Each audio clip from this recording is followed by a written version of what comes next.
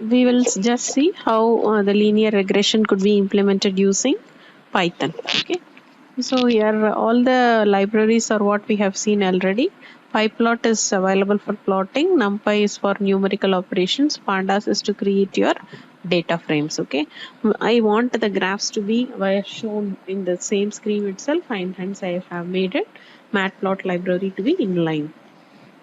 Okay, now look at this data set. This is what I'm going to create. Okay, I'm creating a custom data set of my own data set. This is the data set I'm going to create. Okay, so the year is from 2000 to 2019, and the placement starts with 50, ends up 98, having some varying values in between.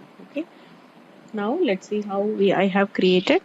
Data file is the name of the data frame. pd.dataframe of it creates a default empty data frame. So to its first column I am creating an array. Okay, so it's ranging from values between 2000 to 2020. So all the values from 2000 to 2019 will be listed out on the first attribute. Okay, on the second attribute, whatever we have seen now here, okay, these values, okay, I made it as a list and I am creating as the second attribute. So what I'm naming the columns, how to name the columns, the data frame name dot columns is equal to year and then the placement. So let us execute. We'll first execute this, and then after creating the data set, if you see, I just have printed the head alone. If I remove, you can see all the values. Right. So the attribute column 0 corresponds to year till 2019, and then column 1 corresponds to all the values, that is a placement percentage. Right. Now which is the dependent and which is the independent column?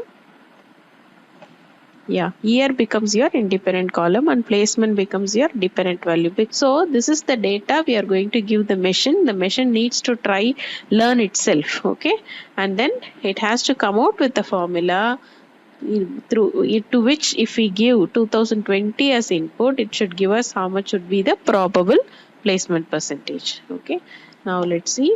So before, as we already have discussed, before proceeding to linear regression, we should check whether the data set is linear. Only then you can go for this. Okay, how to check? There are two ways, right? One is to draw a scatter plot, second is to use correlation.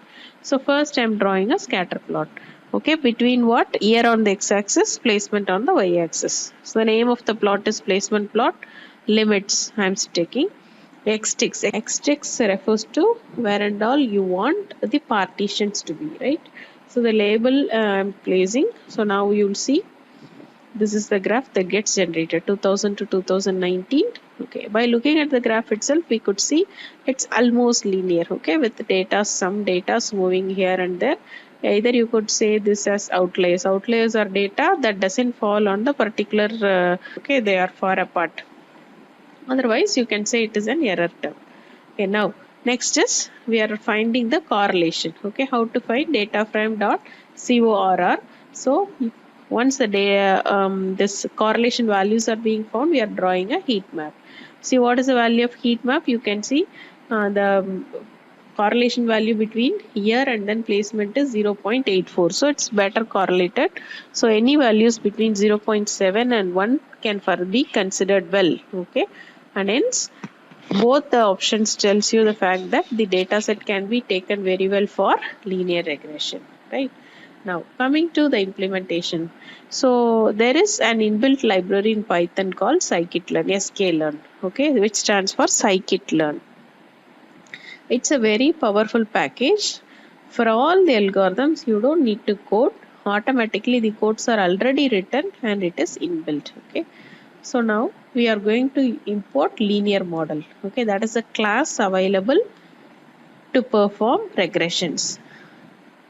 Now I am going to create an object for this linear regression dot linear model dot. What is the method that is available? Method or the function which is linear regression. Okay, so regress is the name of the object. Okay, now what is the training data and what is the testing data?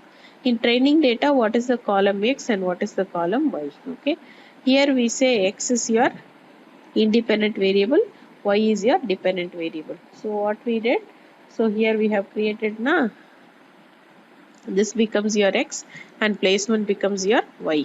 Okay, so that's what we have done here.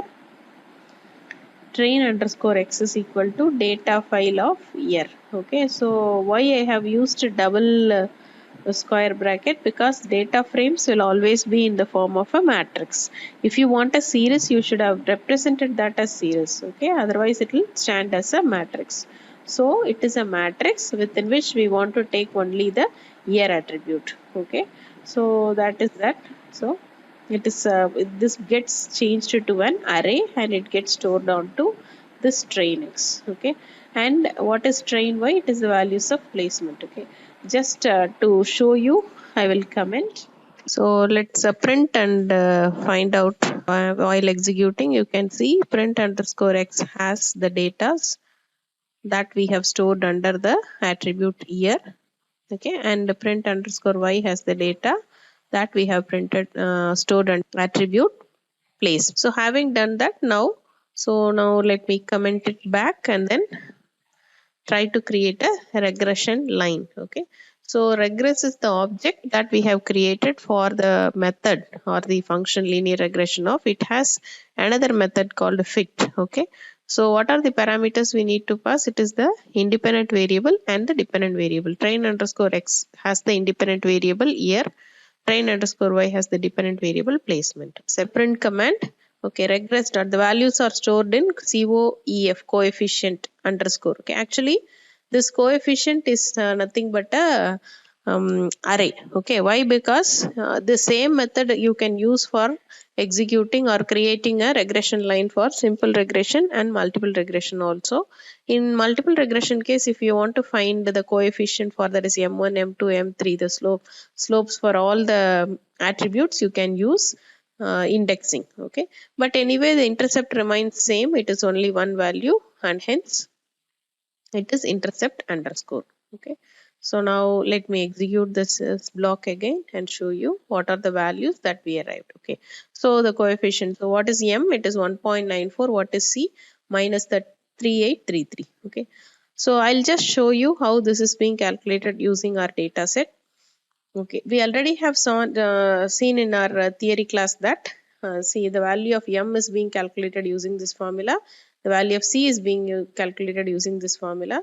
So what is required? X and y we have to multiply and take a summation. X squared we have to find out and take a summation. Those two I have done in Excel sheet, and then I have calculated the value. So m is 1.94 and c is minus 3833. So this package uses linear least. It is clear that this package uses least square regression as its concept. Okay, for coming out with the coefficient and intercept. Okay, now so we arrived at a regression line now. Y is equal to mx plus c, where m is equal to this 1.94 and c is equal to minus 3833, and x varies from any value. Okay, now in order to identify the correctness of what the values that we have received, we will just try to draw a plot. So I just have drawn a scatter plot for the raw data which we have used for training. Okay, and I have drawn a line chart for this coefficients. Okay, for using this coefficients. So the scatter chart, x value is data file dot year and y value is data file dot placement. Color I have used is blue, and the label I am using is actual, because that is the actual value used for training.